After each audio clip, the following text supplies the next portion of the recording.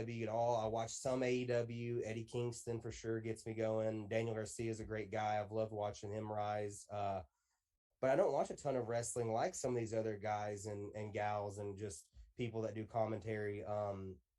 It's just feeling the moment. It's, I hope that whatever, I think, love or hate me, I bring an excitement. I feel that's my thing. Everyone tells me when I'm calling something, especially with Dylan, because Dylan has this controlled excitement.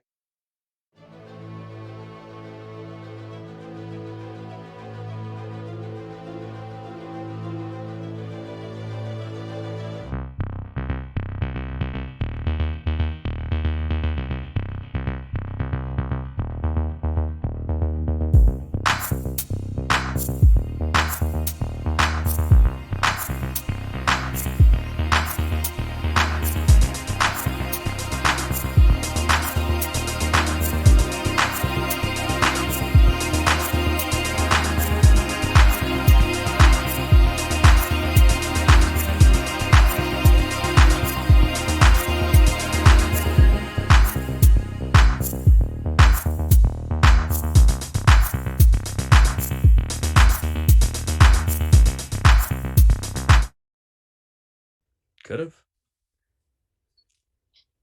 And on that note, Val Pancakes here. Joining me tonight on the stack, I have Owen Brody. Hey.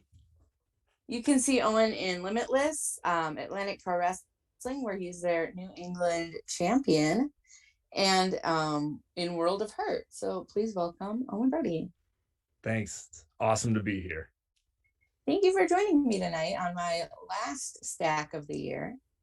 So thank you for helping me close out the year on a high note. We were talking about how much I enjoy your purple aesthetic, and that makes me really happy. So thank you. Hey, no problem. I like purple. Hell yeah. So I'm just going to jump into things. We're going to start kind of from the beginning. But Cool. what was a young Owen like? A young Owen? Like, how young are we going? Are we going like kindergarten Owen? Like when you were a kid, like, I don't know, like 10-ish? 10-ish? Yeah, I mean, 10-ish. I mean, I haven't grown up much since then, to be honest.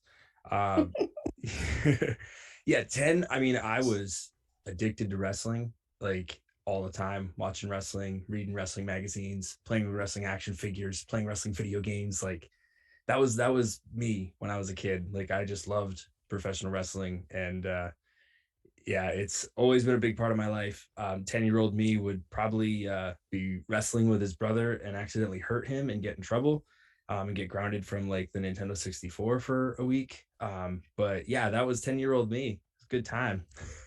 I haven't changed much. I still wrestle with my brother when I can. So what were some of your favorite wrestlers like as a kid?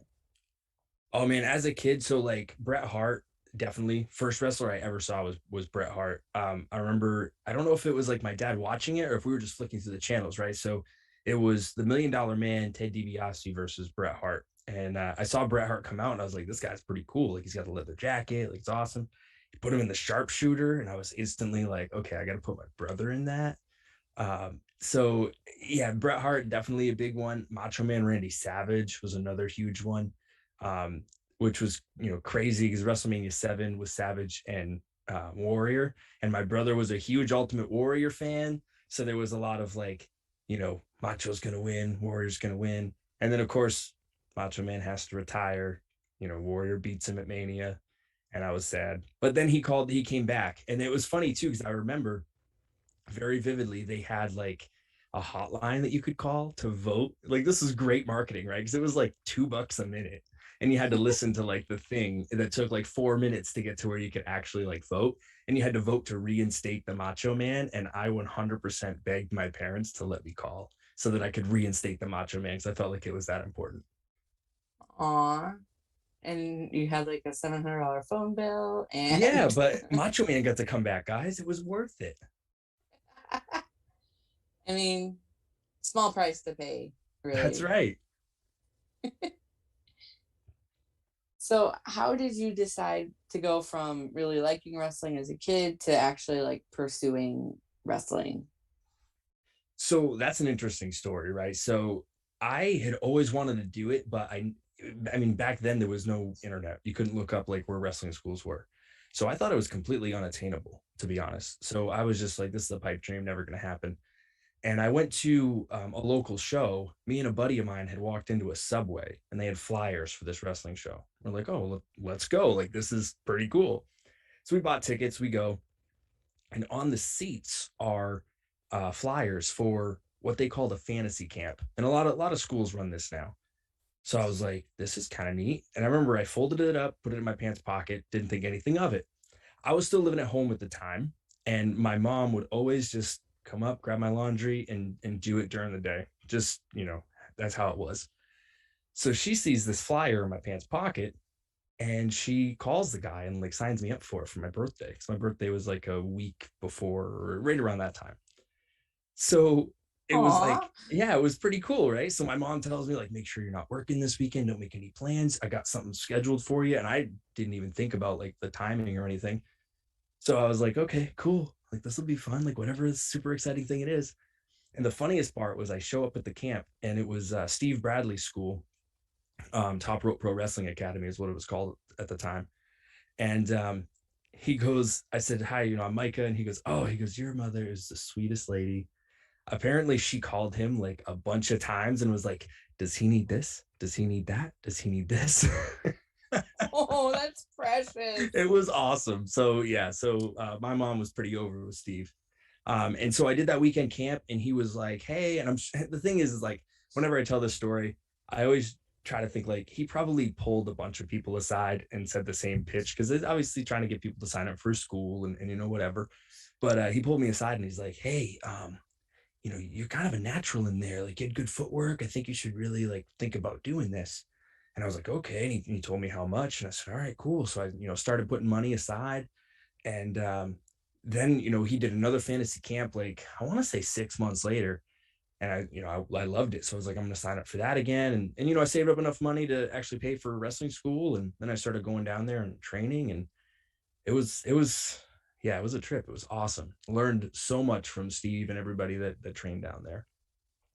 So how old were you when Yeah. So when, let's see, I was 20. I had just turned 20. It was my 20th birthday. Yeah. Aw. Yeah. That was a long That's time so ago. Sweet. Like, but like 4 years, 5 years. Right. That's so sweet that your mom signed you up for your first wrestling. Yeah. Like, it was pretty awesome. That's adorable. I thought it was pretty cool. And unfortunately, like it set me back like life-wise for not being able to like move out of my parents' house and get an apartment and like all that stuff. So I was paying for wrestling school, but it was 100% worth it. It's awesome. That's like a super cute, like that's a super cute story. Like I love that. And like especially like her calling and being like, well, what does he need? Yeah, because I guess like she called and said like, does he need knee pads? Does he need like, and asked like all these questions. So like I had a bag that was like pretty much packed for me that was like, here's all the stuff you're gonna need. And it was awesome. My mom's always been a pretty big supporter. Cute. Like it's awesome that you have that like such support in your life too to help you through something like wrestling. I know that not everybody is lucky enough to have that. So right, yeah. And my mom's a very supportive person. I've been very lucky. So that's awesome. Yeah. That's seriously is so cute. So what were some of the best things you learned while training that you have taken with you on your journey? The biggest thing is just wrestling psychology, and how to present yourself to people. I'm still one of the few guys who still walk around and, at least, handshaking's kind of like gone away with COVID. So I still, say hi to everybody and make sure that I say bye to everybody. Usually people get the, hey, I might've said bye to you already, but I'm going to do it again anyway, so I don't miss you. And, but just the ring psychology stuff, like was stuff that I didn't even know going into it, like everybody thinks it's just you go in and you do stuff and like it's cool, but you got to know where to put things. And that's something that Steve taught us all was, it doesn't matter how many moves you do, it's where you put them. And that was the biggest thing. And I always think about that. Like when I put a match together, I always think about like, what would Steve think about me doing X, Y, and Z? Like would Steve say, don't do this or do that instead? Like I try to think about like the stuff that he taught us and how to apply that. And it's always in the back of my mind, like if Steve watched that match, like what would he think? WST, what would Steve think? Right. Exactly. Yeah. So who has had the most influence on you both in and out of the ring? I mean, in the ring, definitely, Steve. Another person who has a lot of influence with my in-ring was Maverick Wild, who I trained with after Steve had passed away, and I took a little bit of time off, and then I came back into wrestling with Maverick Wild, and he had more of an impact than he thought he did, and probably more than he knows he did. I mean, he taught me a lot about ring psychology and stuff too, and just about life in general. Outside of the ring, I mean, definitely my mom. My mom's been a huge supporter, like I said, and she's taught me a lot of stuff. I wouldn't be who I am without my mom, to be honest. So I gotta give her credit for that. Oh yeah, moms. Speaking of moms, my mom's in the chat. Oh, nice. Well, hi.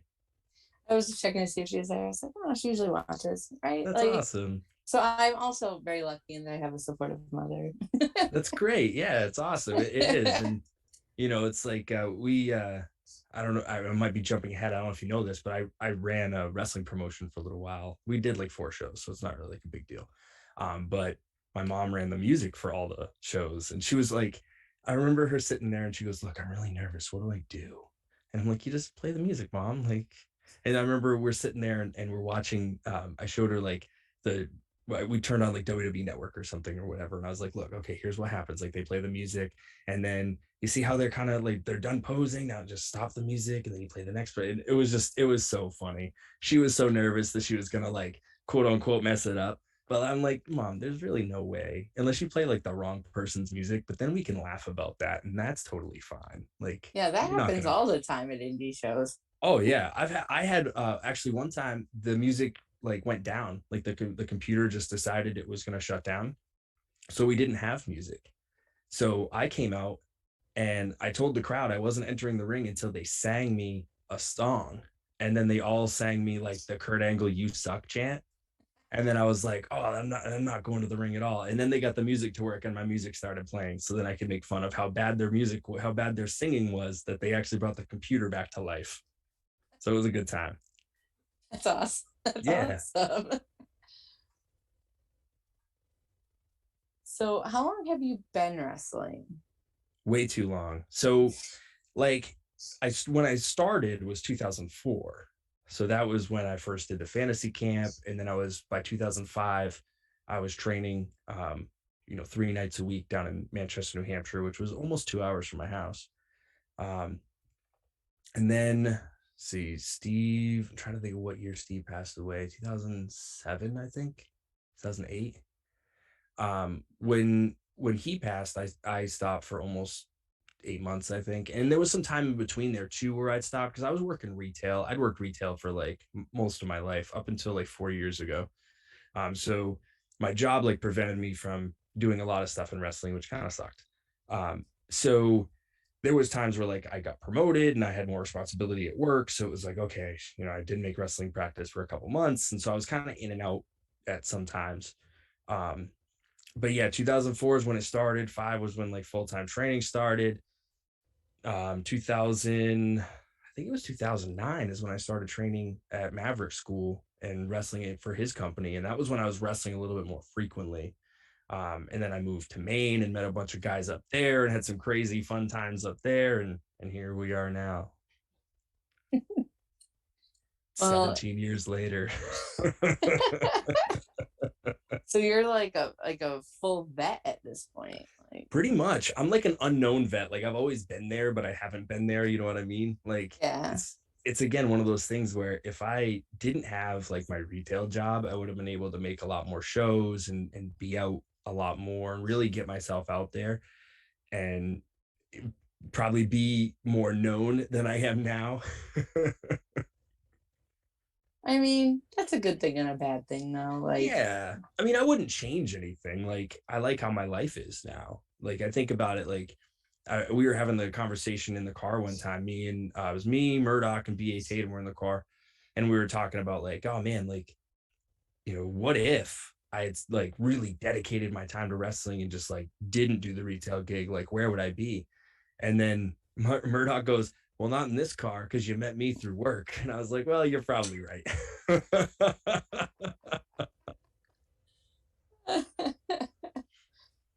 Nice. Yeah. See, you never know what could or couldn't have happened.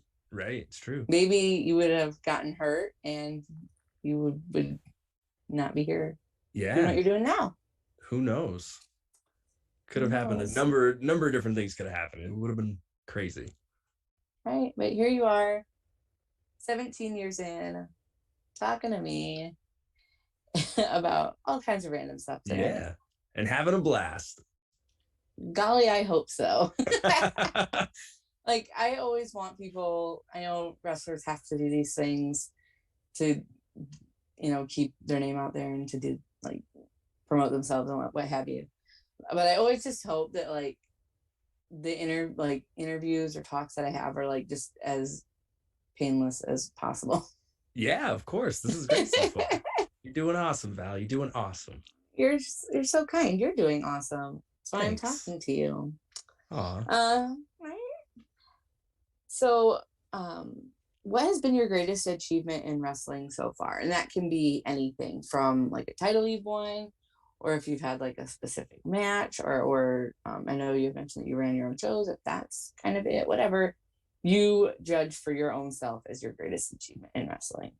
Yeah, I mean, my greatest achievement, I think, like, it's a culmination of things, right? So I think like the relationships that I've made and the bonds that I've made with people, like that's my greatest achievement. Like when I can look and say, like, hey, I helped this person do this, or I helped them come up with this idea and it comes to fruition. Like those are my biggest achievements, when I can help other people. Like, even if it's something little where it's like, I've had guys come up to me in the locker room and say, hey, can I run my match by you?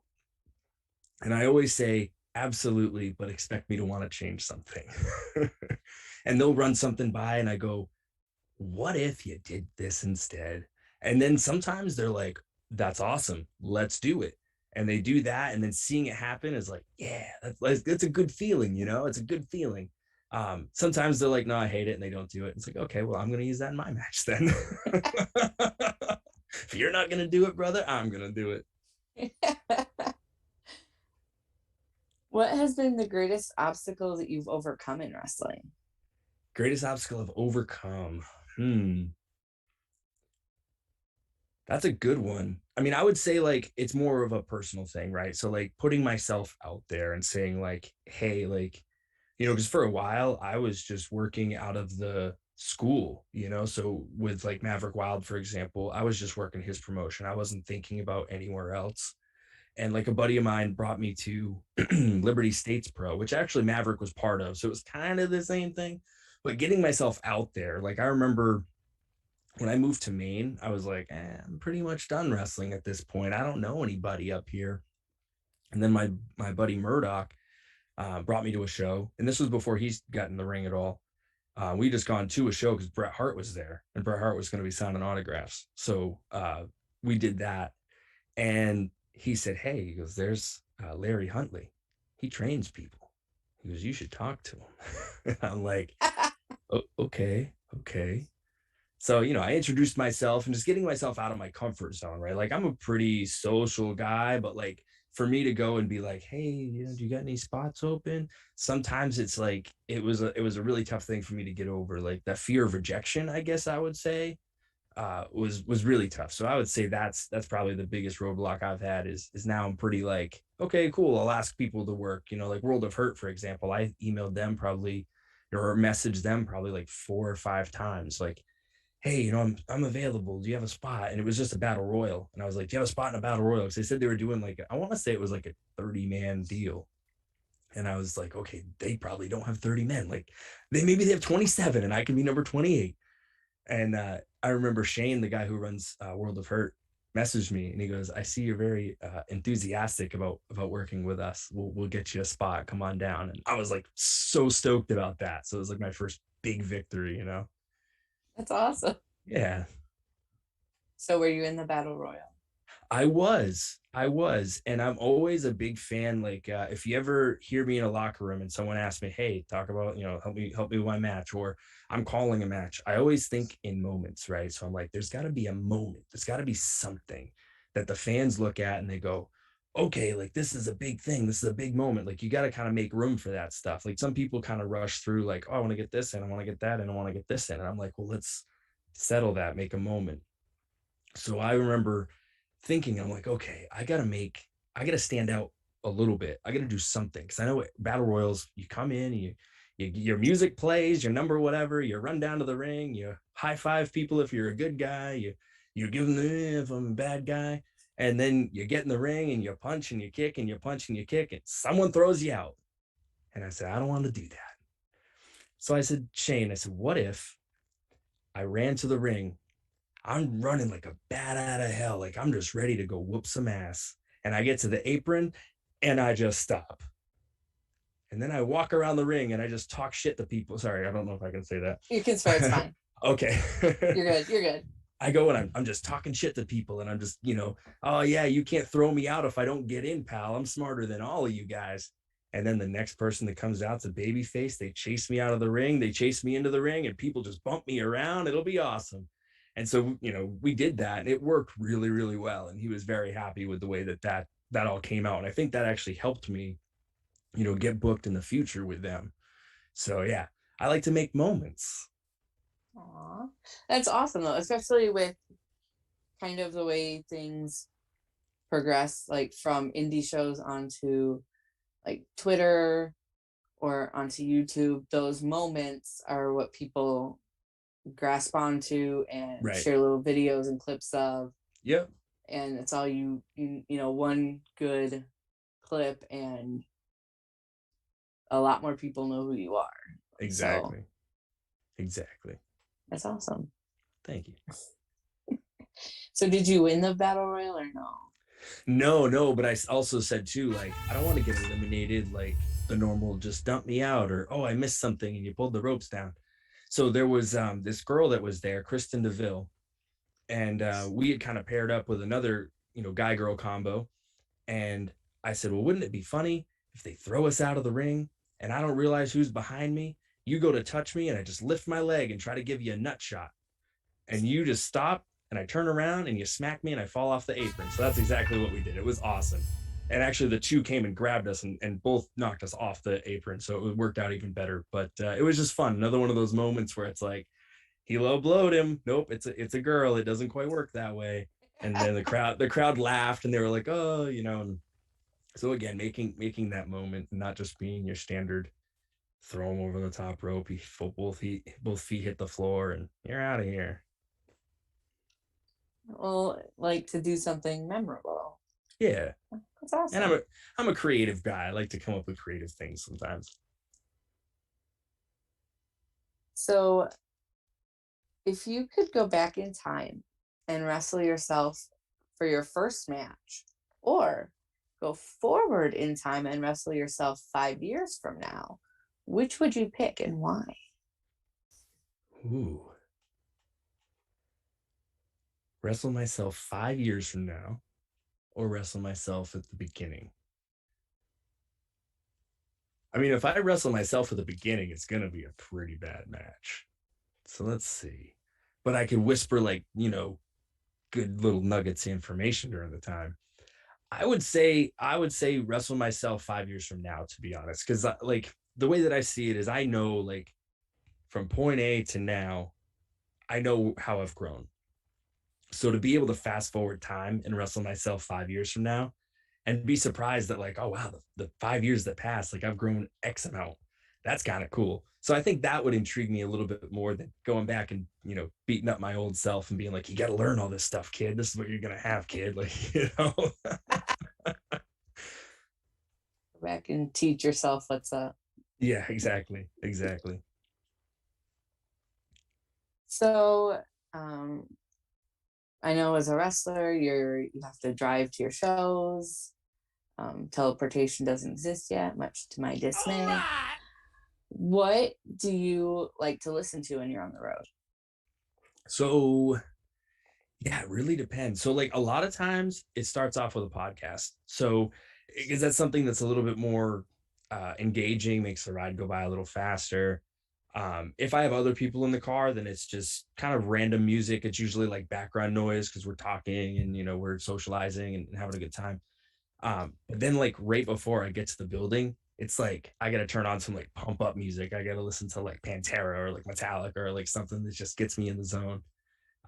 So yeah, I mean, I would say podcasts definitely for the ride home because they keep me awake, they keep me interested. And with podcast, it ranges everywhere from, obviously wrestling podcasts to like true crime podcasts. I like true crime. That's interesting stuff. Sometimes it's scary stuff because I'm like, "Ooh, geez, that stuff happens. It's crazy."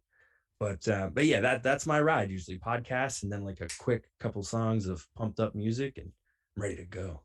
Do you have like a pumped up playlist that you go to? So I actually do. I do, and it's called Pumped Up, and it has like a Mega Man version of the Macho Man Randy Savage on it. It's kind of cool. Nice. But yeah, it's good, just a bunch of songs. Like if I find a song that I like listen to over and over, and I'm like, this is a good pumped up song, it goes on the playlist. That's awesome. What podcast do you listen to? I love Crime Junkies. That's really a really good one. This last drive, I listened to Have You Seen This Man, which was an interesting story. It was this guy who like robbed this like kind of stole from this bank and then like he pretended to be some other guy and like got a bunch of fake loans and like all this stuff and then just disappeared and no one can find him. So they're like, have you seen this guy? Huh. Really interesting. And then obviously the wrestling podcast, like Something to Wrestle With. I actually really like the Jeff Jarrett podcast, My World. It's very interesting to hear like his stuff. And I didn't watch like hardly any of the TNA stuff. So like hearing him talk about TNA like makes me want to go watch it. So it's really cool. Nice. Always, I've recently gotten into listening to podcasts like over the past year. So I'm always looking for like new podcast recommendations. So thank you. If you like true crime, Crime Junkies is great because the girls that put that together do a very good job and it's awesome. One of the podcasts that I listen to advertises it all the time and I haven't listened to it yet. Oh, nice. I don't remember which one it is, but I would 10 of 10 listen to that. What is your go-to road snacks? Like I'm a Snackosaurus Rex. I like snacks. So what are your go-to road snacks? Go-to road snacks. So I would say like beef jerky is definitely up there. Some sort of seltzer water is usually up there. If I'm driving like to a show, there's usually like an energy drink involved or like a really good cold brew coffee. Trail mix, that's another one that I'm really into. And if I'm feeling like I really need to get something sugary, it's Sour Patch Kids all the way. Hell yeah. Do you just get like the regular OG Sour Patch Kids or do you do like the little watermelons? So I normally do the OG Sour Patch Kids unless they have like some interesting flavor. Like they had one where it was like two kids fused together and like one was sweet and one was sour. And that was interesting to me. So I ate the whole bag, of course. Well, you can't really make a determination without eating the whole bag. Yeah, you got to get a good sample size. You think Right? about like what is it, Family Feud, right? They talk to 100 different people to get those answers. So you gotta And you're eat only eating 100 one Sour bag. Patch Kids. Yeah, there's got to be So 100 in there. yeah, no, that logical sense to me. Yeah, totally. So who are your road buddies? Like who do you travel with? So usually it's Murdoch and B.A. Tatum are usually the guys that I drive with.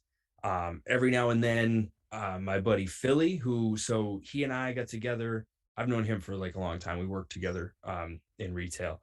But he and I got some money together and bought a ring a few years ago. And we like had it set up at his house for a while. And then we had it set up in a barn for a while. So we trained like a few people. So he would come to shows with me, especially if I knew there was going to be like a battle royal to be like, dude, you could just get in on this and just get tossed straight out, no problem. And he's a good road buddy to have. But usually it's, I'll drive to B.A. Tatum's and pick him up, and then we drive to Murdoch's and hop in Murdoch's car. And then Murdoch drives the rest of the way to whatever show. Usually it's when we wrestle for Let's Wrestle up in Maine, which is a Limitless like affiliate, group. So it's a lot of fun. They're great road buddies because we have like similar taste in music, and me and B.A. Tatum have a ridiculous amount of inside jokes, to the point where sometimes it sounds like we're speaking our own language and like no one understands it but us, and we're laughing our asses off, and it's tremendous. So you and B.A. Tatum were both part of the syndicate, right? On Yeah. the road.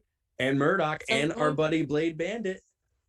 Some of the funniest things I have seen in wrestling, like routinely, that. like cry laughing. That's awesome. Like so funny to me. So we got that feedback a lot, and so like we put them all on YouTube, and people can go and view them on YouTube. But yeah, those were a lot of fun, and they were challenging because a lot of them took place during COVID, where like none of us are near each other. So like we did one where there was a Zoom call. So I would literally like type up like, hey, say something to the effect of this, and then pause. And so I would like have to type up like almost a script, but obviously like I told them, put your spin on it, but kind of say these things because everybody has to reply a certain way for it to make sense. And it was just a blast. But the one where we did the Zoom call, that one took like almost 2.5 hours to edit. And I made all like the little graphics and the little boxes and the little icons and like everything just to make this like look awesome. And it turned out pretty good. We had a really good time with it. It was a lot of fun. I like that's really how I came to know who you were, was through watching The Road with Limitless during COVID. It was really a bright spot in my week. That was a great program, and it was a huge spotlight for us. And I thank Randy all the time and appreciate Randy for letting us do that. And I remember it wasn't even like a planned thing, really. We just kind of said like, hey, like we have this promo, like, do you have a spot for it? And he says to me, he goes, look, I ain't gonna do this, but if you send me one every week and it's good, I'll put it on. So we're instantly like, I'm like, okay, guys, we should do something like this. Just record this and just record that. So it was a blast. And we really got like creative, juices flowing. I like doing the video editing stuff.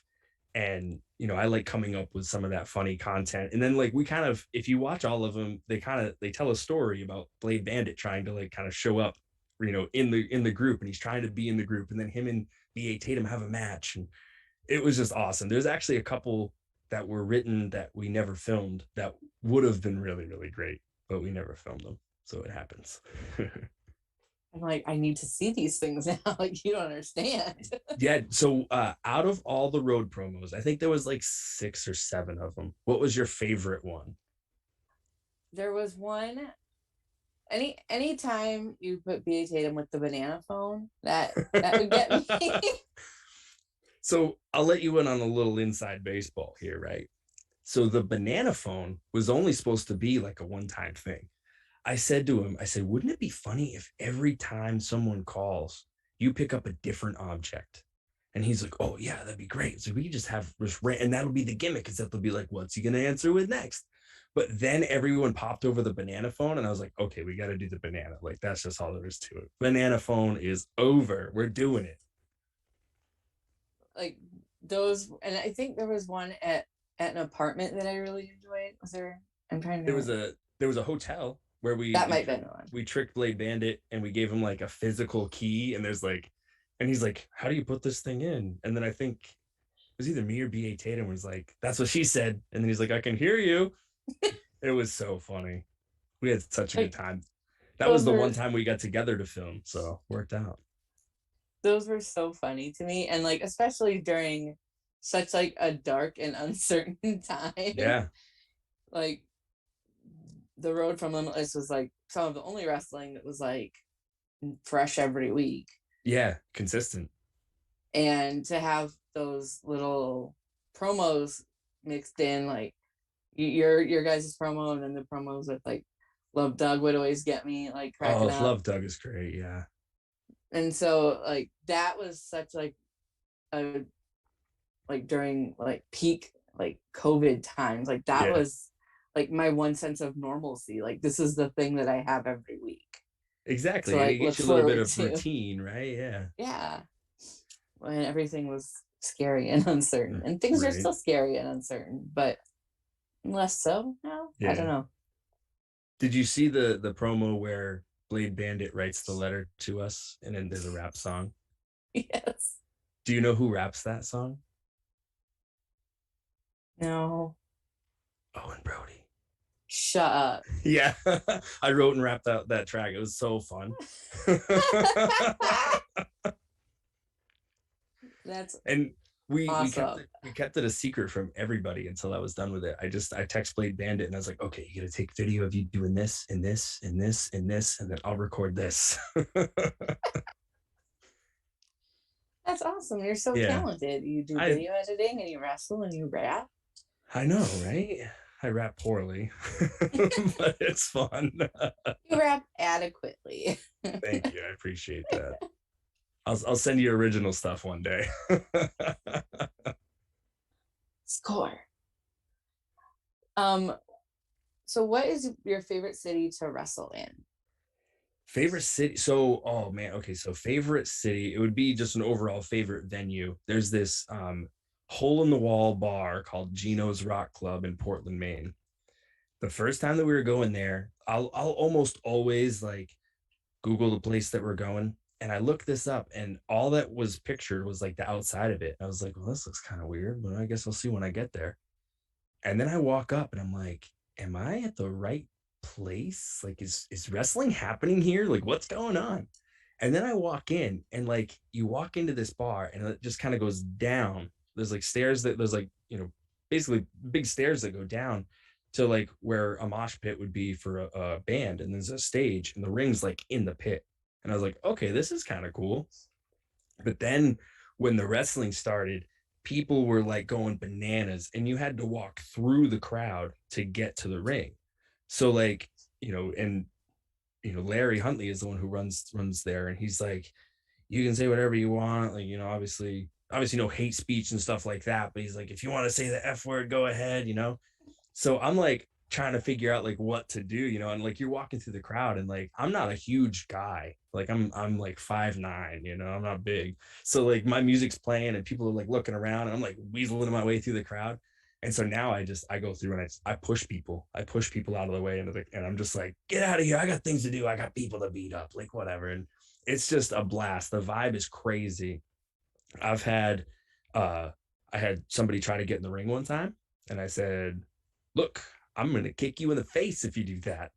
And then he tried and I like put my foot towards him and I was like, I'm not playing. And I had someone throw a drink at me, me and Danger Kid from MSP.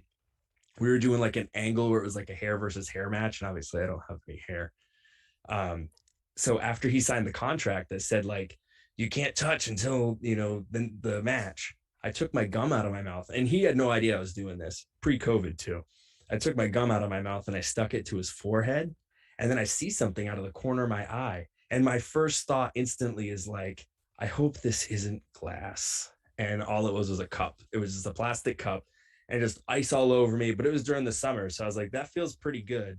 And I remember telling the ring announcer, I was like, hey, just give me the Iggy if they like start to follow me out because you have to walk back through the crowd. And like, I'm not going to know if someone's coming behind me. So there's some close calls there. We've had like texts. I've gotten a text that says like, hey, come down to the ring. Like, someone did this and there's people getting mad. Like, okay. But never any like real issues. But it's such a great crowd. I wrestled there actually last Friday. It was a blast. Nice. Me like and that's what's that? Continue. Oh, me and Alexander Lee had a match there on March 16th, so 316, and all we did were just Stone Cold Steve Austin spots. It was tremendous. Did the crowd pick up on it or no? Oh yeah, the crowd did. It was awesome. And that's the thing with that crowd is like, I remember, so the last time I was there, I couldn't get them to like hate me at all. It's such a weird crowd because they're usually not wrestling fans. They just walk in and they pay their cover and then they're like, oh, there's wrestling tonight. So it's like interesting. And this guy, I don't know if you've seen him before, Flash Nick McKenna, very lovable, nice guy. And he comes out and he does like the little heart thing, right? he's like a lesser version of Love Doug. No offense to Flash Nick McKenna, but he's very lovey and does the thing. And usually people pop for him and people go crazy for him. And he'll do this spot where at one point, you whip him off, he reverses it, but pulls you in for a hug. And usually the crowd like laughs about it. Well, they were like kind of they weren't really into it. Well, then I have him in the headlock. He shoots me off. I give him a tackle and I yell at him and I go, "That's how I hug, mother effer." And the crowd just popped. And I'm like, we're not getting him back, brother. We're not getting him back. They're not going to hate me tonight. Aw. It was fun. But then there's other times too. Like I remember, I think it was me and Alexander Lee a different time. I had him in a headlock, gave him a headlock takeover, and they popped huge for it. They just like the noise. So if you chop somebody or take a bump, they're like, yeah, it's awesome. It's fun, easy crowd to work in front of. That's definitely my favorite. Nice. Yeah. It sounds like they're always receptive, good or bad receptive, but receptive. And that's better than people that just sit there and do nothing. So right. Yeah. That's never quiet there. And you never really have to like work super hard to get a reaction. You'll get a reaction. Sometimes you don't get the reaction that you want because they see it as like there's two dudes fighting. And like you can walk up and like flip them off. And I remember telling one guy I was going to steal his girlfriend or whatever. And then he's like, "I don't even know this girl." And I'm like, all right, well, I guess that didn't work. Already got her. Boom, boom. All right. So who have been some of your favorite opponents over the years? Definitely Danger Kid. Like me and him have had a lot of really fun matches. He's one of my favorites. Alexander Lee is one of my favorites.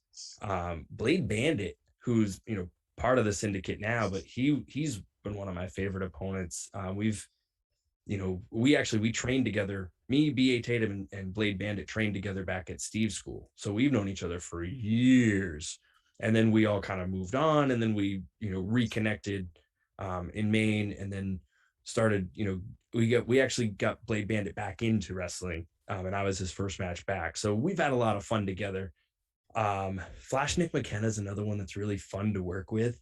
It's funny because sometimes like he gets a little excited and he's stiffed me like 3 times in matches, and I keep telling him like, "Dude, I'm gonna give you a receipt someday." And I'll tell him before a match, I'll go, "It might be tonight, brother. It might be tonight." So he gets a little nervous, but I can never bring myself to do it because he's such a lovable guy. Like I can never bring myself to be like, "Boom, that was for like February of 2017, pal." Yeah, like if you do it, like you really do have to name like a specific like date and move that is a receipt for. Oh yeah, for sure. Put it off the list. So what is your favorite move to take and what is your favorite move to give? My favorite move to take easily is a headlock because it's nice and easy. No, actually, I like, to be honest, it's weird. Not a lot of people like even do it really that much, it seems, but I like taking monkey flips because I can do them pretty good. Like, I get pretty good height and I get pretty good hang time. My favorite move to give, I don't know. I do that. I'm sure you saw it. Like I did it like every match on the road, but that spiral suplex where like I sit on the corner and I spin down like kind of like a tornado suplex, and then I snap suplex them. That's probably my favorite move to give because it usually gives like a good reaction and it's kind of flashy without being really like difficult to pull off. And I can pretty much do it to anybody. That's probably my favorite move to give. Do you have any dream matches that you haven't had yet in your career? Anybody off the top of your head that you're like, I would love to wrestle X, Y, or Z?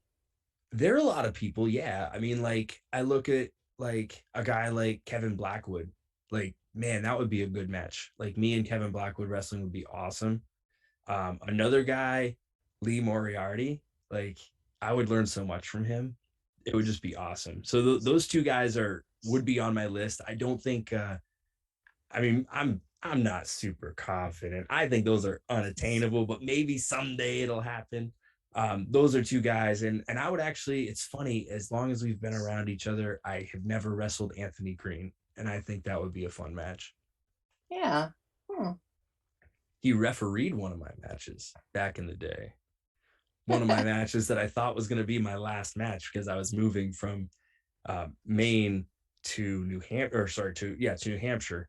And I was like, I'm probably not going to come up and wrestle again. And I don't know anybody in Massachusetts at this point. So I'm probably done. This is probably my last match. But then like 2 months later, I was back. Man, a lot of wrestlers talk about their last match. It's not their last match. Of course. Do you have any sort of like pre-match rituals? I pace a lot. And generally like 4 minutes before a match, I'm like, I gotta pee, like damn. No matter what, like I always have to like pee like right before the match. No, like I usually like if I got the match down, I usually, you know, put on headphones and jam out to a song and like, you know, get pumped up. But for the most part, I don't have like a set ritual. It's usually like, okay, I'm good to go. I'm feeling good about this. Let's put some headphones on and jam, or I'll just pace back and forth or stretch and just, you know, but nothing where I say like, this is my thing. I do this before every match other than pee. Is it like when do you listen to like your pumped up playlist? Oh yeah. There's a few songs like, you know, Walk by Pantera, or Cowboys from Hell by Pantera is a good one, or All Nightmare Long by Metallica. Like usually those will get me pumped up. Or like I'll just listen to something that's just like a good beat. Like Moment of Clarity by Jay-Z. I don't know, like that song is not like really like a pumped up like song, but that gets me going. I don't know why, but it gets me going. So I listen to that one. Or Bonfire by Childish Gambino. Anybody who's heard that song knows it's a banger. So what would be the most surprising song that like on any of your playlists? Like the most surprising? You know what's funny? You ever seen that meme where it's got like the guy with the headphones in, he's looking all angry, and then it's got like what I'm listening to, and it's like something like random. I would say like mine is probably, because I was looking at like I don't have Spotify, so I don't have the Spotify Wrapped thing. I do like Apple Music, and Apple Music does like a really crappy version of it. And every year this time I go, man, I should be listening to Spotify. But this year, two of my top artists were the guy who makes the Final Fantasy VII soundtrack and the guy who makes the Silent Hill 2 soundtrack. Because those two, for some reason, like I just really like listening to those. And I would listen to them in the gym, like when I'm like on the Stairmaster. I don't know, it did it. So that's probably the most surprising, is the Final Fantasy VII and the Silent Hill 2 soundtrack. Yeah. That I surprised you. I think I surprised you. Yes, you did. I was expecting, I don't know what I was expecting, but not that.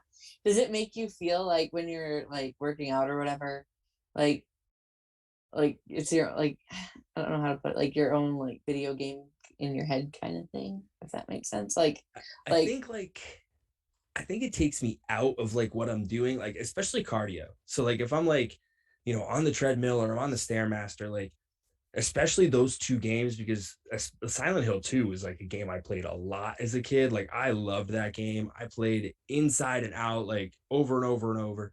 So listening to that soundtrack, like I can see like what's happening in the game, like what cutscenes playing at the time. So it really just takes me out of the fact that like I gotta do the Stairmaster for 20 minutes. You know, it's just, it takes me out of that moment. And then, you know, if I'm in that like groove, like even when I'm lifting, I'll still listen to it.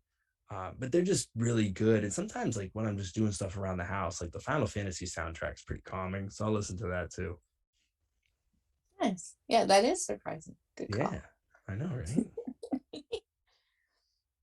If you had an action figure of yourself and it was one of like the ones that like said words and phrases, what would you want it to say and what accessories would it come with? Oh boy, what accessories would it come with? And it would come with a pair of headphones for sure, because I'm never too far away from headphones. I have a lot of headphones, kind of a problem. And whenever there's like new headphones out, I'm like, ooh, I should find a reason to buy those. So definitely headphones would be my accessory. What would it say? It'd have to say something like pal, like, because I say pal a lot. Like originally it started out like because the Vince McMahon, like, hey pal, like, in the we're live pal, like that, funny blip from the Psycho Sid, you know, blooper. Um, so it'd have to be something like pal, like, something like that. Uh, but yeah, that would definitely be like one of my phrases. I don't really have like a catchphrase. I think like I didn't try hard enough, to be honest. Like I remember like um when I first was thinking of like catchphrases, I was like, say hello to the O bro. But then like I would walk out and I'd say that. And then I'm like, I think that's a bad phrase. it's not terrible. It's not terrible. I mean, I might go on a shirt someday, but I don't know. Yeah, no, I can dig that. If you could create your own title, what would it be for and how would it be defended? Oh boy. So like and this is funny, like in my group chat with Murdoch and Blade Bandit and BA Tatum, we're all in a group chat together. Oh. Which it's funny because like on the Syndicate promos, there's like a ton of inside jokes that like we go, we pop at. Like if you watch those promos with us, we'll laugh at really like weird parts and you'll just be like, oh, what's that? It's not even anything. But it's just an inside joke to pop ourselves. But yeah, like I forgot the question. What are we talking about here? Sorry, if you could create your own title, what would it be for and how would it be defended? So we thought of like a 24/7 title kind of before they announced it on WWE. Like obviously the hardcore title was kind of like that back in the day. But we were like, wouldn't it be cool if you just had a belt that like you could defend at indie shows and the person holding it would like decide like, okay, like I'm going to drop it to this guy and then they're going to drop it to that guy and it would just go around. And then it's kind of like, it would be kind of cool, but we didn't really come up with a name for it. I think it was mostly Murdoch who was coming up with it. But I thought that would be kind of a cool idea for like the indies, just something that kind of travels around. I know like they have the independent wrestling, TV title and all that. And then other people are doing like internet titles or social media titles and that kind of thing. But I would probably say like, if someone said, here's an unlimited amount of money, make a belt and you have to do it. I would say it would have to be like, there would have to be some sort of battle rapping involved because I think that would be kind of fun where like you had to battle rap to the ring and then you fought, and maybe there's a break and then more battle rapping. I don't know. But I think that would be kind of cool, like a promo championship or something. That would be kind of that. Yeah. That would be different. Yeah. It would. Plus, it's like then like you would have to have some battle rap skills in order to win it, or at least promo skills. Like I think there's a lot of good promos out there, so I think it would be interesting. But if there's a market for it, that's what you got to find out. If there's a market for people watching guys just do promos. I mean, I think there is. I'll be honest about it. I think if you get the right people that can actually do really fun and interesting promos, that I think that would be a thing that could occur. Yeah, well, maybe someday someone will be like, hey, I got all this money. I'm looking to burn it. And I want you to make a title for independent wrestling. And I'll say, hey, I got one loaded up for you. Wouldn't you guess? No. So other than your gear and your phone, what do you not leave for a wrestling trip without? Like, like wallet, normal stuff. Definitely headphones.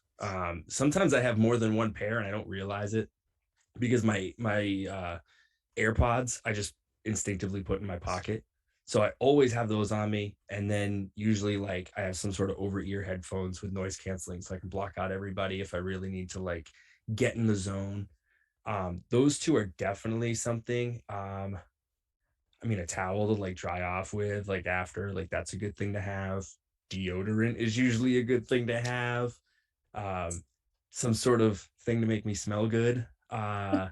Gum. I need gum. Like I have to chew gum before I like go out to a match or my mouth gets wicked dry. So yeah, those things would be pretty good. What's your go-to gum flavor? You know, for the longest time, I do like the peppermint Trident White. I really like it. And every now and then, like I won't find it and I'll get like the spearmint kind and I regret it. But I would say like the Trident White peppermint is like my go-to. What about yours? What's your go-to gum flavor? I'm a spearmint gal. Oh, there you go. Look at that. Usually spearmint extra, or if I can find the spearmint 5. Yeah. The what's the 5 that's the blue wrapper? Is that a peppermint one? I think so. Because that's really good. I think that's a peppermint. If I get like the big like sticks of gum, that's too much gum. I have to have like the little squares. That's the perfect amount of gum for me. I chew a third of a stick. See, there you go. There you go. Like, yes. I got so excited. We see eye to eye on that one. Right? I'm like between a third and a half of a stick of gum. Yeah. Like otherwise it's just too much in my mouth and there's just no need. Yeah, it doesn't serve its purpose. Right? And like a whole piece of like bubble yum or something, like get out of town. That's way too much gum in my mouth. Totally. But as a kid, I was like, this is the best thing ever. Right. I'm gonna eat all these at once. Yeah. Oh man. And that fruit stripe gum. Did you ever have fruit stripe gum? Oh, with the zebra? It lasts the whole 35 seconds. And then it was like chewing on cardboard. So that's tasty for about 14 seconds. And then yeah, I might be generous with the 37 there. And then it's like, well, it looks like I gotta get a new piece. See, that's why I was like, that's how they sell so much fruit stripe. Yeah, how'd you chew the whole pack in a day? Pal, it's got 5 minutes worth of gum in there. Come on. Right? And it's just like you're chomping, it starts falling apart in your mouth. Tastes like nothing. Yeah. Can't. My attention span is short, but it's not that short. So.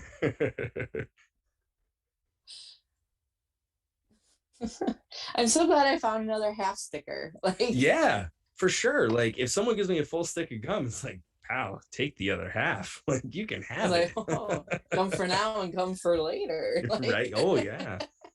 Why are you putting that in your wrist tape? Don't worry about it.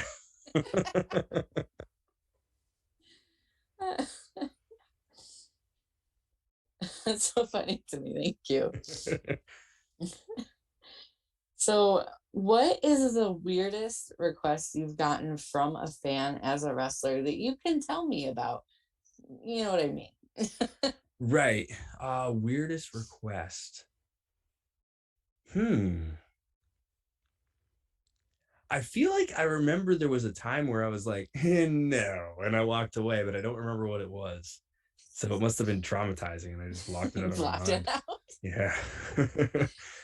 Yeah, I don't think I've gotten any like super weird requests. I mean, obviously people want, signed stuff. I remember the first time I got asked for an autograph though. And I remember looking down and B.A. Tatum standing next to me. And I look at him and I go, pal, I ain't ever signed this name before. Aww. So I was like, all right, well, big O, a couple squiggles, big B, a couple squiggles, little tail for the Y. And then I decided after that, like, I'd probably practice. So do you have like a standard, like, go-to, like, autograph that you use? Like, yeah, kind of like, I did that. I was like, oh, wow. Like, and then I'm thinking, like, I should be able to just do it, And so I practiced, and I remember I had a notebook and I tweaked it a little bit, and I was like, okay, yeah, I kind of like how this looks. All right. I mean, it still doesn't look the same every time, but it's, I got like a general rhythm. So yeah. Nice. I've never thought about that before, that you would have to like. I didn't until this kid was like, will you sign this for me? And I'm like, pal, I haven't signed this name ever.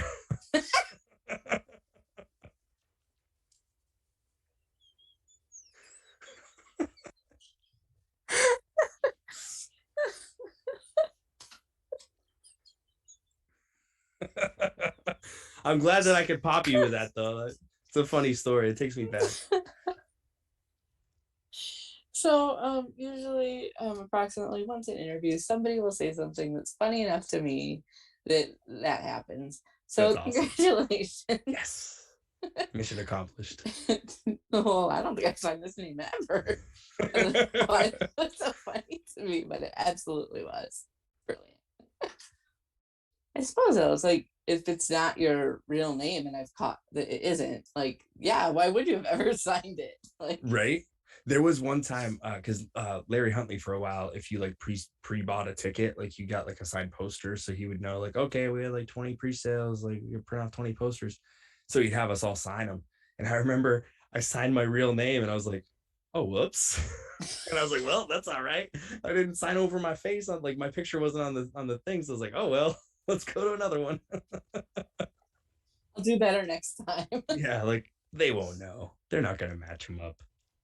I wonder if that fan like still has it and is like, never I can found out who never, it was. right? They're watching right now and they're like, that's who this is. And then they're going to decode it and find my real name. That'd be interesting. They found me. No, not this time. Oh no. So, what is the wrestling word that you use most outside of wrestling?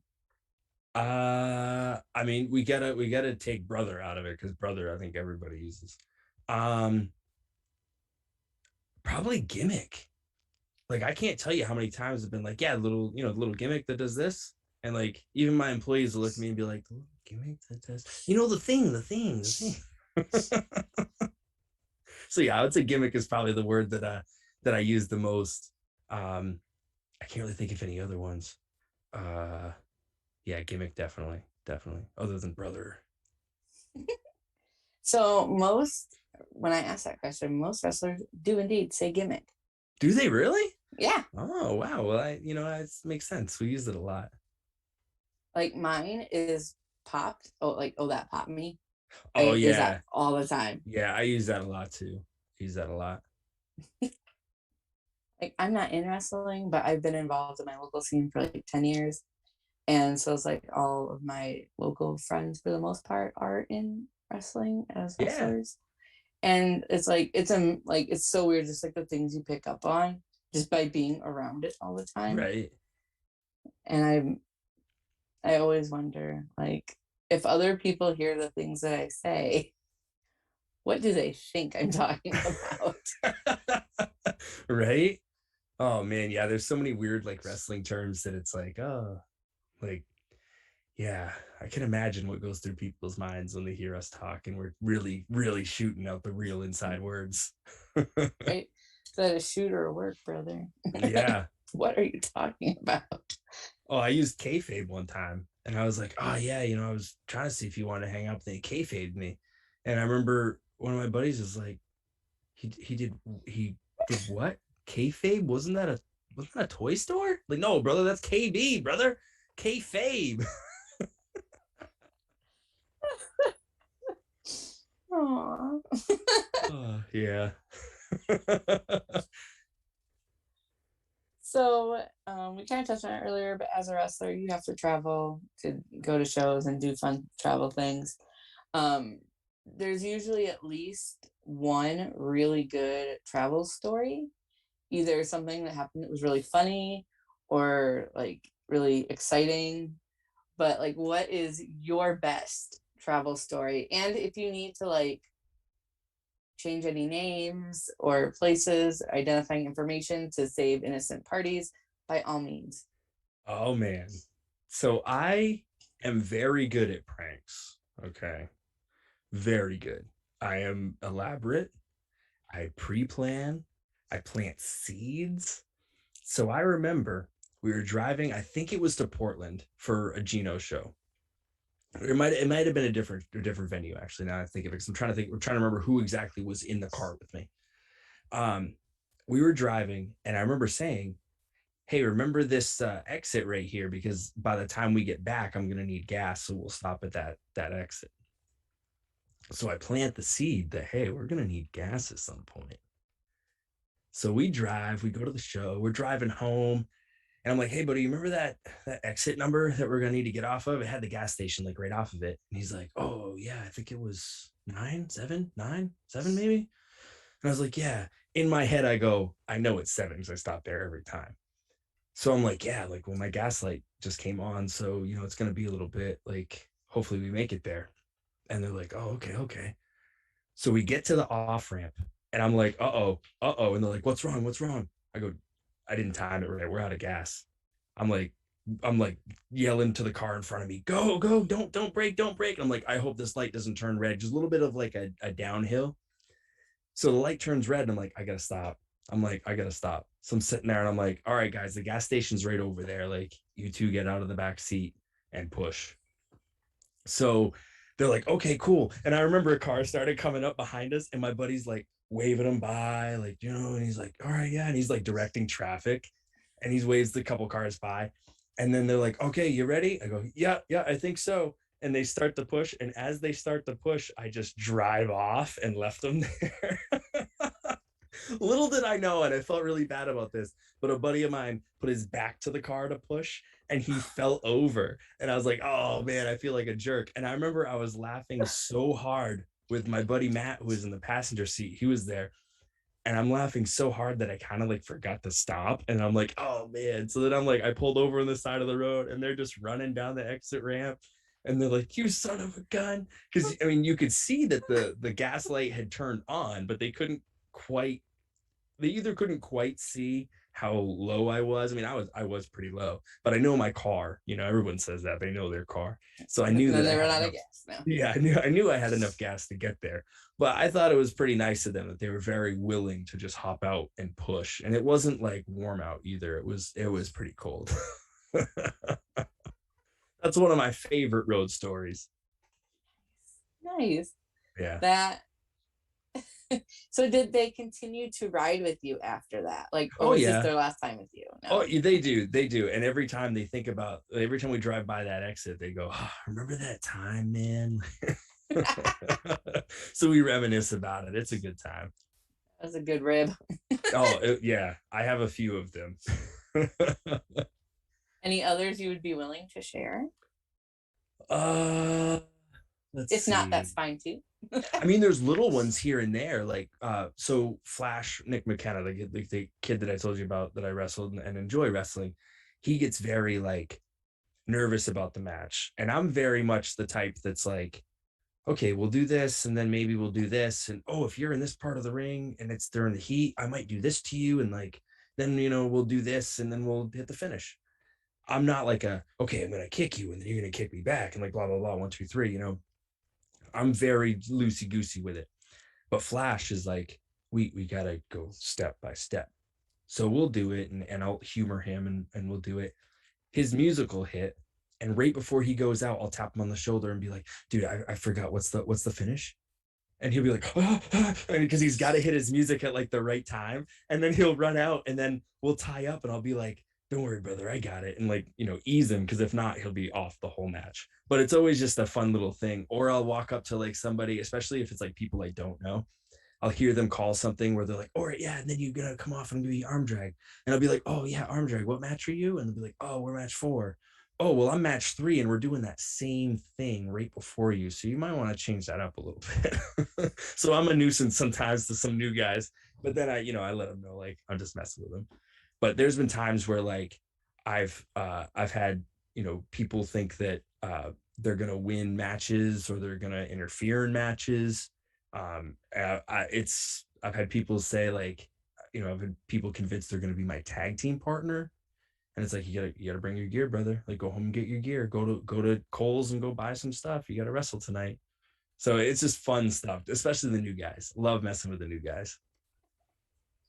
So you're a bit of a prankster then. Yes. I had a really good one done to me. I can tell you that one. And I literally was almost in tears. And I thought that I was done for good. And this was pretty early on in my career. I was like I want to say it was the second or third show that I'd worked for Maverick Wild. I go do my match. I come back and this guy comes up to me and he goes, man, my neck's really bothering me. And I go, yeah, you bump wrong or something? Or like, what's going on? It's just really painful. Do you have anything? And I go, I think I have ibuprofen in my car. I usually keep like ibuprofen. It's no, man, like something stronger. And I go, no, I don't. I'm sorry, man. And I'm naive to like all this stuff, right? And I'm also like a wicked straight edge kid. So like, you know, and I have been my whole life. So, you know, I didn't think he was asking for like pills. And he's like, I heard you were the guy. And I go, the ibuprofen guy? Like, what are you talking about? You know, like, ooh, Mr. Ibuprofen over there. And I'm like, no, like, I don't know. I don't know what you're talking about. And he goes, I thought we were cool. And he walks away. And I look at B.A. Tatum and I'm like, this is weird. So I'm sitting there, show's going on. Another guy comes up and he goes, hey, man. He goes, my back's really screwed up. And I'm like, this is weird.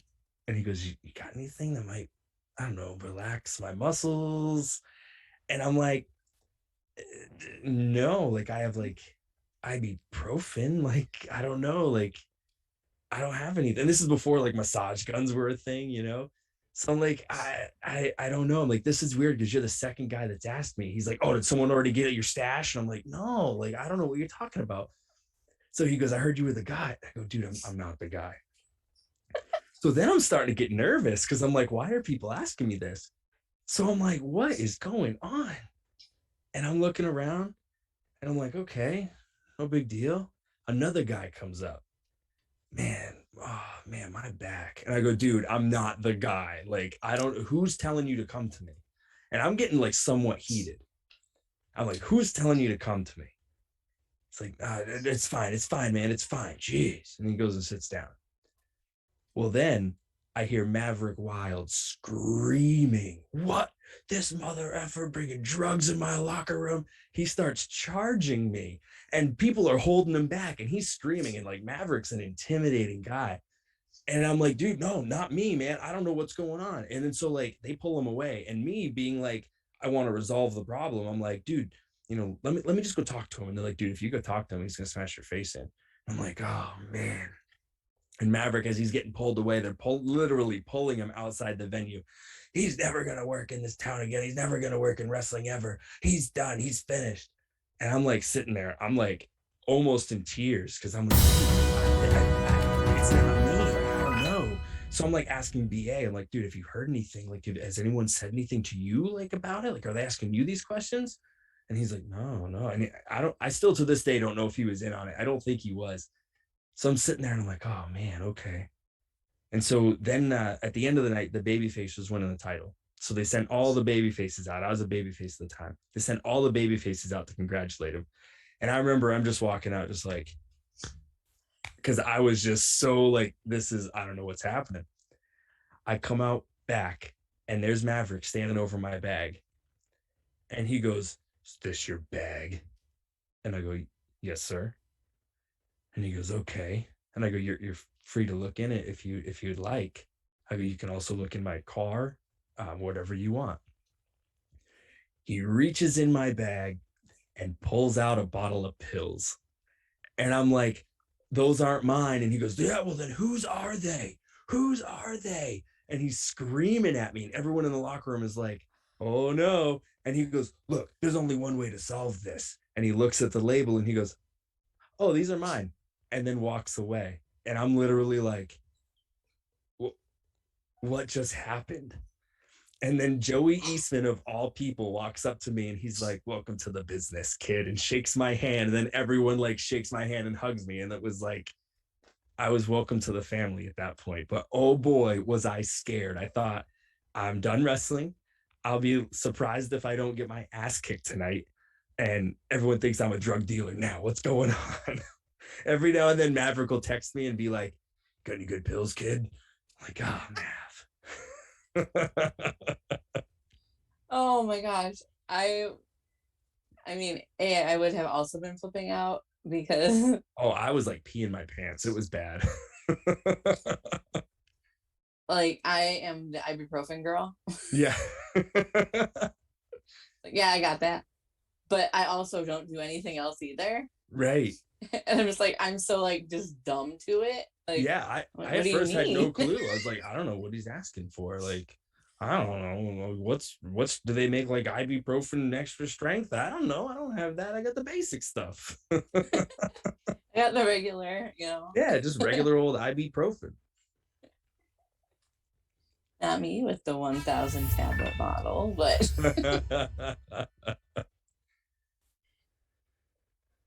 yeah, no, I would have been flipping out. So yeah, I that's was great though. crying. Yeah, I was crying. So outside of wrestling, like what are your hobbies? What do you enjoy doing that isn't wrestling? Yeah, I mean, I'm a big video game fan. I sometimes stream on Twitch. I tried to like somewhat get serious with it. And like I bought some stuff and I was like, I'm gonna do this. And then I'm just not consistent enough. But video games have always been a big thing for me. I've always loved video games. That's a big thing. Obviously, I have two little girls, so hanging out with them and doing cool stuff with them is like another one of my hobbies. And then yeah, like watching movies, hanging out, working out, that kind of stuff, listening to music. I mean, that's my big hobbies for sure. So what was your first console and what is like your favorite? Great questions. Love them. My first console was actually the original Nintendo. And I'll never forget that Christmas because we came downstairs, me and my brother, and my parents had bought us these little tents. And all that was in front of the tree were these tents. And inside the tents were all of our presents. And it was like the coolest thing. And I remember that we unwrapped all the presents and everything. And then my parents brought out this other box and they were like, hey, there's one more. And I was like, oh my God, and it was a Nintendo. Super pumped about it. And then like me and my brother wanted to sleep in the tents that night. And I remember that I got sick and like threw up all over the inside of the tent. And that was like the only time I ever slept in it. That's why I don't like between the Nintendo, the original Nintendo and the puking all over the tent. I remember that Christmas very vividly. Oh, I know, right? My poor mom. She's been through so much with me. Gosh. But my most favorite console, oh, that's tough. Because I think about like the Nintendo 64, I had so much fun with. My parents would play games too, which was great because like it was never a struggle to be like, oh, the new game came out, mom. Like, can we get it? Usually my parents were like, hey, there's a new game out. Like, let's go get it. And we'll play it together as a family. Like, that was, our thing. And I remember us playing like we would play GoldenEye. And I remember the first time like that we played, or well, I don't think it was the first time, but you could pick different characters. And some of the characters were like NPCs in like the actual game itself. And we were doing the cave level. And I was like, okay, in the cave level in the story mode, there's little scientists that run around. And if you shoot them, like you get in trouble. So we're playing. My mom's playing and my stepdad's playing and me and my brother are playing. And I told my mom, I go, if you see a scientist, don't shoot him. Meanwhile, I'm playing as a scientist. She didn't know. I'm like, don't shoot him because then you'll get killed immediately. So she comes around a corner and she goes, oh, I almost shot the scientist. I'm like, I know, bam. And then she's like, what? So we joke about that a lot too, about that scientist thing. So I have a lot of fond memories of the Nintendo 64. And that's when like the best wrestling games came out, which I spent hours upon hours upon hours upon hours of playing. So I would have to say it's so tough though, because PlayStation 2, PlayStation, like, I mean, I've had them all. Like, I mean, I don't think you can see it, but I have my Xbox Series X and my PS5. And over here, I have my Nintendo Switch. Like, I'm such a big gaming nerd that like I play them all. I would say right now, my favorite is probably the Nintendo Switch because I can just pick it up and take it with me and play. And it's got a lot of cool games on it. And I'm a big nerd. So it's another one of those things where like I got the headphones on and they're like, oh, he's probably like playing some shooter game, shooting some people. He's looking real intense. Meanwhile, I'm playing like Pokemon Shield. I'm like catching Pokemon. what's your favorite Pokemon? I've always been like, it's very basic. I've been a Charmander fan. Like, I think Charmander is like adorable. And I've always like favored fire Pokemon. In Pokemon Sword, I picked the bunny. I forget his name. Score Bunny, I think was what he was originally. I forget as it went on. I mean, I played it so long ago, but yeah, I've always liked the fire type Pokemon. And then Onyx, the big rock like snake, I always thought he was cool, but I never really use him because I feel like he's not that good of a Pokemon, but maybe I just don't know how to use him. I don't know. But I loved the cartoon as a kid too. That was the coolest cartoon. I'm a big nerd, Val. I'm a big nerd. What can I say? Like, I'm outing you as a big nerd. Exactly. Everyone's gonna be like, know. Oh, that big nerd. Actually, my Switch is another thing I bring to shows with me too, but I usually leave it in my bag because I bring it in anticipation of playing and then hardly ever do. Well, you never know when you might need to play it. So one time, me and B.A. Tatum played Broforce, which Broforce is a tremendous game. You should check it out. It's bloody, terrible graphics, but it's all 80s and 90s and 2000s action heroes, but their names have been replaced with bro. So like instead of the Terminator, it's the Brominator. And it's like this streaming voice that's like, Brominator. It's awesome. But we were having a blast playing that in the locker room. And Tony Atlas was there. And he was like, boy, what you guys playing? And he was just like, why are you guys looking at that little TV? And we are having so much fun. It was a good time. That sounds hilarious. Yeah. Are you guys looking at that little TV? I don't know why that's so funny to me, but it absolutely is. So what, if you could go back in time, like what would you tell a 10-year-old version of yourself?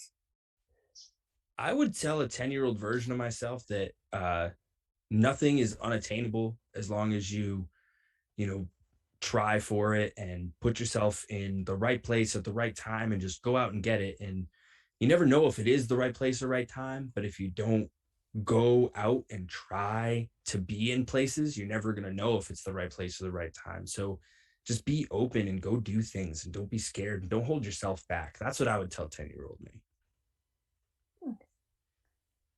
So a couple of fun questions, random questions. Not that the other questions I've asked haven't been random, but these are especially so.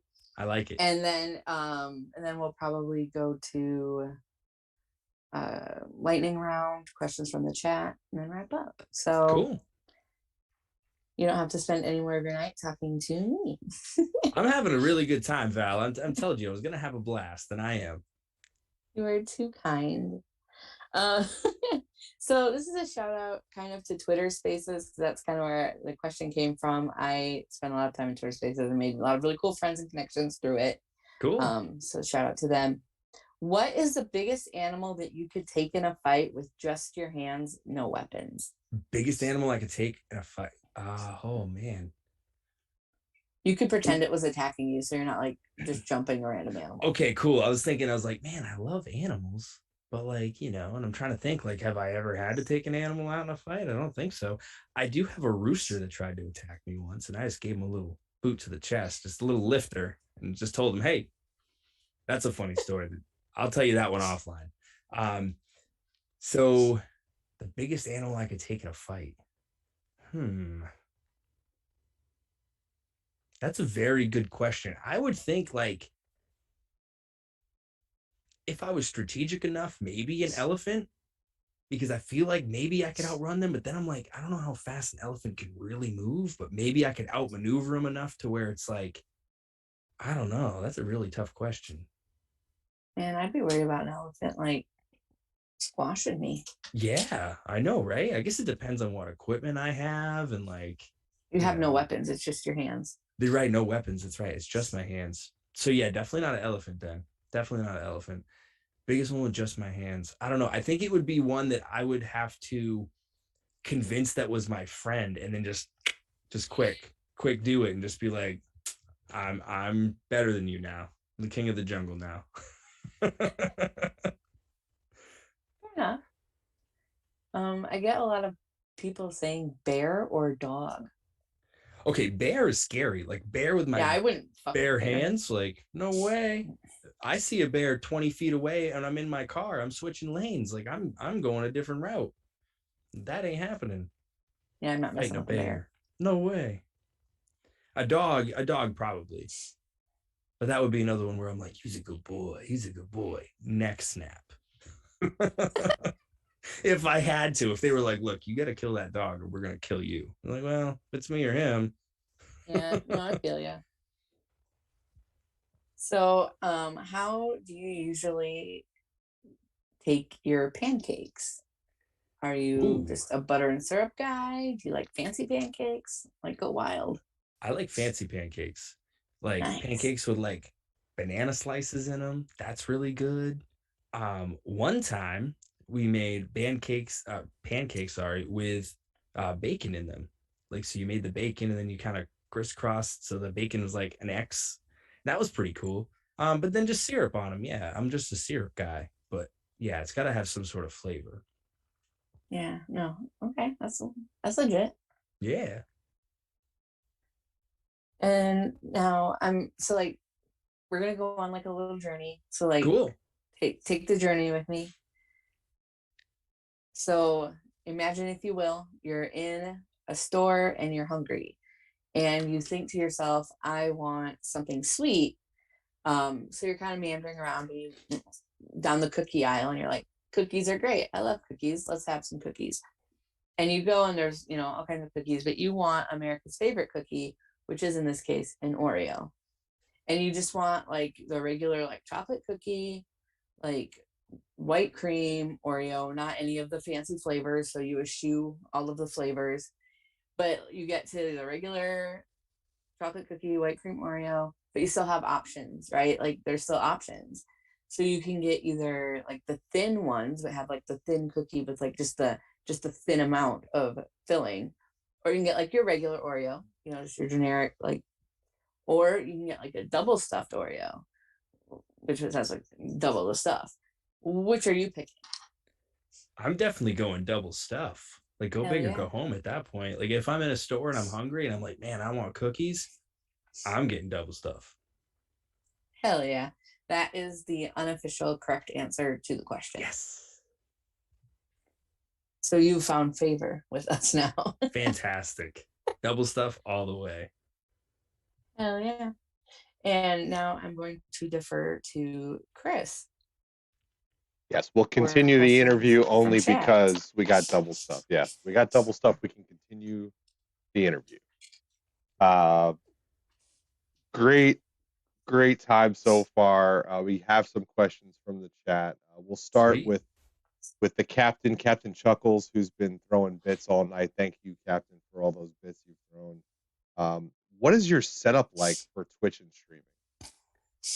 So yeah, so my setup, thanks. That's a cool question. My setup's pretty basic. Like I just have I got a really good deal on a Mac. So that's kind of how it started. It was like, okay, I have a laptop now. Maybe I should get some stuff.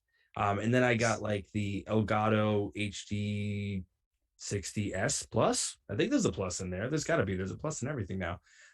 And that's pretty much what I got. And then I have obviously the microphone I'm on right now, which is the Blue Yeti, the OG Blue Yeti. I've had this thing forever and it's done such a good job for me. And then yeah, everything that you see behind me, these lights behind me actually, you can't really see them on my Twitch stream because obviously my Twitch stream is looking the opposite way to a wall that is currently blank but will be cool looking. But my lights actually change color based on what's on the screen, or I can assign a color. So tonight I assigned purple, but I can normally have it say like if the screen's all red, it would be lit up red, or if there's like a green thing flying by, they would switch from green to whatever. And it's really neat. So it kind of immerses you into whatever you're playing, which is kind of cool. That is really cool and really high tech. That's so fancy. Yeah, I know, and right? super fancy. Thanks, I appreciate that. The captain liked your answer so much he dropped another 1,000 bits in the chat. So thank you. Hey, awesome, man. He's going big tonight. I don't know what's going on with him, but yeah, we'll take it. We'll take it. Absolutely. So I'm gonna drop in a question, and there's Sure. other questions here too. But I noticed a lot of stuff hanging on the wall behind you. I noticed some pops back there, some other little mini Macho Man figure back there. What's your most interesting collectible that you have? What is the most interesting? I mean, I got like a bunch of random figures. I would say the you can't, I don't know if you can really see it, but right above me there's the defining moments, Macho Man Randy Savage WrestleMania 7 figure that I really like.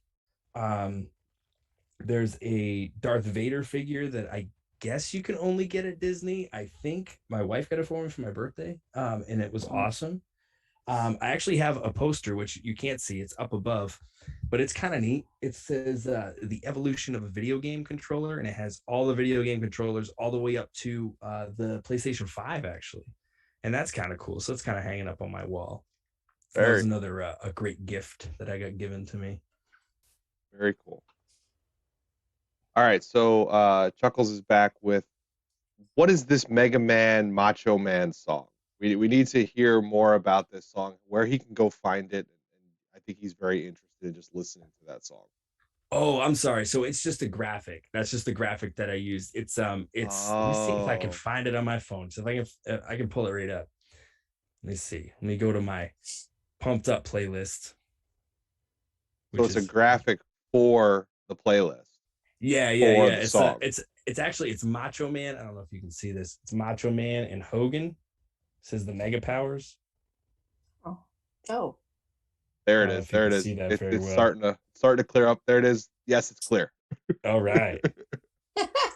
Perfect. Yeah, no, Macho Man did have a rap album, and I probably have that on here. Every now and then I will say, "Be a man, Hogan," and anyone who's ever heard the "Be a Man" Hulk song knows what I'm talking about. So if like someone's not doing something they should do, or they're scared to do something, I'll say, "Be a man, Hogan." I'll have to find that that Mega Man thing. I'm a big Macho Man fan, so that is awesome. Yeah, me too. I have a ton of Macho Man stuff. Yeah, I got a lot of Funkos surrounding me right now, but we'll get to that another time. Awesome. So VIP Vic in the chat throwing some bits tonight. Thank you, Vic, as usual. So Vic wants to know, this was interesting. I had to phrase this the right way. When do you find yourself kind of turning it on or off when it comes to kayfabe? Are you a certain way at the merch table? If you're just walking around, meeting people, how do you turn it on and off, or when do you find yourself turning it on and off? Pretty much, honestly, like as soon as the fans start showing up at the building, I'm Owen Brody. Or as soon as I start talking about my match, I'm Owen Brody, and it's on. And then, there's times where, like, for example, so I was talking about Geno's. So Geno's is very, very tight, that venue. So there's literally fans at the ring. It's like similar to like a Beyond show where the fans are like right up next to the ring, but like they don't have anywhere else to go. So we were doing a lumberjack match this past weekend, and I looked behind me, and there was just this girl like behind me, and I don't think she really knew that like she needed to move. So I was like, "What are you doing? Are you a lumberjack?" And she like looked kind of scared, and she's like, "No," and then ran off. And then so like I was like, "Oh, okay." Like so then I went over to her and I was like, "Hey, like just a heads up, like I just didn't want you to get hurt. Like I don't want anybody landing on you. Like sorry, I didn't mean to scare you or nothing." So sometimes you have those moments. But for the most part, like I turn it on like right when I get there. Once I start thinking about what my match is going to be, who I'm working at the night, and start kind of putting together the story pieces of what I'm doing, like I'm in the zone at that point. Vic thinks you're a sweet guy. Oh, thanks. Thanks. All right, so we're going back to gum. You guys talked about gum for a little bit, and yes. Vic just wants to know, is there a specific reason why maybe not only yourself, but wrestlers in general chew gum during matches? A lot of times, so there's a couple things. So one of them, which I don't really use a whole lot, but one wrestler, Johnny Vegas, actually was the one who told me this. When he chews gum in the ring, he can call spots to other wrestlers, and as long as it's in the cadence in which he's normally chewing, you can't really tell. So it kind of helps mask that a little bit. I've always used it so that I don't get dry mouth. It's helped me like, not get dry mouth in a match, because as soon as I get dry mouth and I start getting blown up, and it's like But sometimes also too, like I feel like if I'm trying to portray being like an arrogant prick, if I'm just like chomping on my gum like a jerk, that kind of adds to the aesthetic. Mm-hmm. So we had Cody Blaze hanging out in the chat, and Cody Oh, I know Blaze. him. Yeah, Cody Blaze would like to call you out and say that you chew Bubblicious. I mean, that's number one. He may have seen me chew Bubblicious because my 6-year-old daughter was probably like, "Daddy, chew this gum," and I did it. That's my brother, by the way, Cody Blaze. Look at that guy. He said that in the chat. He called himself out on that. He also has one more question that he just dropped in late. He wants to know, what is one of your favorite? One of my favorite matches, probably Owen Brody versus Cody Blaze, probably 1992 in the backyard, where I finished him with our sharpshooter, brother. Honestly, the real answer, one of my favorite matches probably is me and B.A. Tatum against Boomer Hatfield and Big Calix on the road. We had such a good time in that tag match, and we get to do some really fun stuff. And it was the first time in a long time that I'd worked somewhat as a baby face. So, it was good to kind of do some of that, because I remember Ricky Smokes walked up to me and he slaps me on the shoulder and he goes, "I kind of like you as a baby face." And I was like, well, that's good, because it's kind of the baby face's role, right? And I remember another person said, "Man, you're so smooth in there." I'm like, well, when you're a baby face and you can wrestle and you don't have to rake eyes and stomp toes, it works out a lot easier. But that match was a lot of fun. So I'd say that's probably up there. And at me versus Adam Booker, which was also on the road, that was another one that was really good too. Well, appreciate putting your brother in the sharpshooter. I did a couple of those myself to my younger brother as well. Of course, that's how we got to learn. I mean, he was very imperative to my sharpshooter training. Yeah. All right, so you mentioned that you're a girl dad, and I just want to know, what is your favorite girl dad activity? Definitely like I got them into Legos, which is like really cool.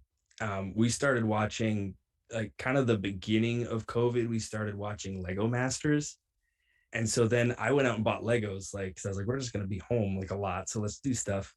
And we started doing like Lego challenges where like the kids would come up with something for us to create, and then we'd all have to create it. And then we'd vote on who had the best, which everyone always wins. But that's probably like my favorite activity to do with them. That and rollerblading. Actually, my mom got them rollerblades for Christmas, and we did a bunch of rollerblading, and they did so good. I was so proud of them. It was a super proud dad moment. It was great. It was a lot of fun. Awesome. Legos are awesome. You got a bunch of Lego fans with me and Captain Chuckles, so awesome. All in on that. Fantastic. All right. This is the last question from chat. It is from our VIP Vic. It is one of his trademark questions.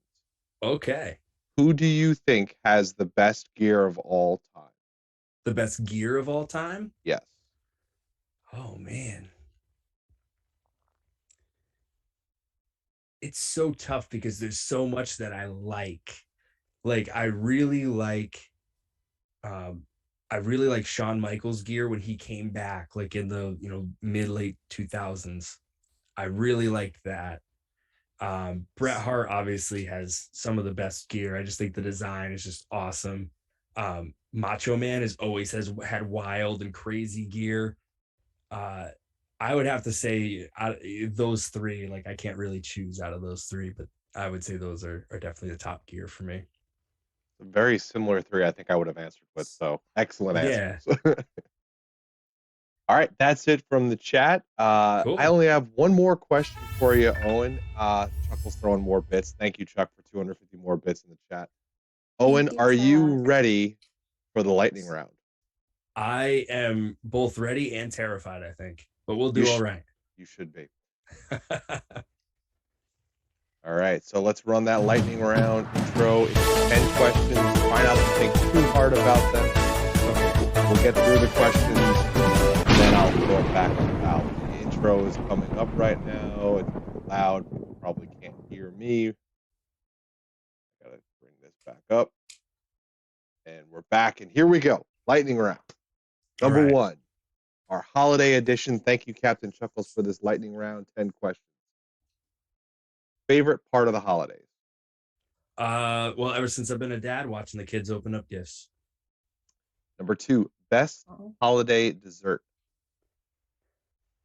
Does it matter which holiday? Because it would be pumpkin pie, and that's more of a Thanksgiving thing, I feel. Awesome. No, we're gonna go with it. Cool. 3, Christmas or holiday show movie you could watch every year. Every year, Jingle All the Way, easily. Yes, it's I could turbo watch time. I could watch that every week, to be honest. I love that movie. It's turbo time. Number 4, best gift you ever received. Best gift I ever received. Oh man. Definitely that poster I was telling you about with the controllers. That's been pretty cool. The best gift I ever received. Oh, this is gonna make Val go, oh. So this is a birthday gift. My youngest was actually born on my birthday. We're birthday buddies. It's the coolest thing ever. And whenever she gets mad at me, she tells me, well, we're not birthday buddies anymore. And I go, well, you can't change that, kiddo. But that's the best gift I ever got, was that one right there. Aw, you're right. Pause for the awe from Val. Good. All right. Question 5. If you had one holiday wish, what would it be? That everything goes back to normal. COVID's gone. Everything goes back to normal. Number 6, the ideal time for your holiday meal. If it's Christmas, I would say like 3 or 4 probably, because usually like the morning we have like breakfast and then we're kind of snacking a little bit. So I would say like, early evening. We're going to keep rolling with the word holiday because I think I just like the way it's changing this around a little bit. So 7, favorite holiday song. Favorite holiday song. Oh boy. That's a good one. I'm gonna have to pass on that one. I can't really think of one that jumps out. That's like, that's my favorite. Pass. I know, right? You can't pass. It's the lightning round. Oh man, okay. Run DMC, Christmas in Hollis. There you go. Thank you. Come on, Owen. What was I thinking? Number 8. If you could be a character in any holiday movie, who would you be? I would say Turbo Man, because that'd be kind of cool. But I would have to go with Kevin McAllister in Home Alone. Or actually, no, wait. This might spark debate. Bruce Willis in Die Hard. Well, hold that thought, because question 9, can you name all of Santa's reindeer? Oh, boy. Dasher, Donner, Blitzen, Comet, Cupid. I said them out of order now. Rudolph. Dancer, Prancer, Donner, Blitzen, Comet, Cupid, Donner, and Blitzen. I repeated one, didn't I? I'm close though. I think you got them all though. Just random times. I'm trying to remember the part where Arnold Schwarzenegger's running down the street to the radio station and Jingle All the Way. And he's just singing them over again. He's got like that perfect cadence, Oh man, you got them all. You didn't quite say them all in a row, but you definitely got them all. Yes, I heard them all. And finally, question 10. The debate is out there. Is Die Hard a Christmas movie? Yes, it is 100% a Christmas movie. That is the lightning round. Owen, you survived. You tried to pass. We did not allow it. There's no and I just went with the first one that came up. Thank you for all the references to Jingle All the Way. Thank you. No problem. And Val, back to you. Well, yeah, you can't pass in the lightning round. It doesn't quite work that way. What was I thinking? Yeah. I mean, you were stunned. I get it. I am not a big holiday music gal. Just generally Me either, speaking. to be honest. Yeah. Like, I like You're a Mean One, Mr. Grinch. If I'm going like classic. Yeah.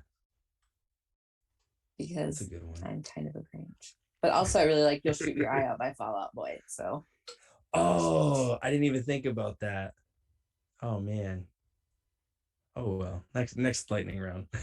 Next something else to listen to. Right. You have You're Me or Mr. Grinch and You'll Shoot Your Eye Out by Fall Out Boy. That's all you need. So do you have any upcoming shows? I know it's kind of the end of the year and a lot of people are kind of done for the year, but do you have anything coming up like in January? Yeah, so I am done for the year. I have January 15th. I'm way up in Maine at Vacation Land Pro Wrestling. I worked for them once or twice last year. They want me back, which is cool. January 22nd, I'm defending the New England Championship at Atlantic Pro Wrestling in Newburyport, Massachusetts. And then I think that's all I have for January. February, I have a couple shows. One's not announced or date yet. And then one is ETWA, which I forget what it all stands for, Eastern Township Wrestling Association, maybe. That's February 12th. So yeah, got a few dates, which is good. Nice. And where else can people find you? I know you have Twitter. I assume you have Instagram. I know that you said you do some stuff on Twitch. I don't know if you have a Facebook or an OnlyFans or a TikTok, but plug out the socials. So I do have, I'll say Twitter and Twitch are probably the two I use the most. So Twitter at the Owen Brody. Twitch is the same thing, twitch.tv/the Owen Brody.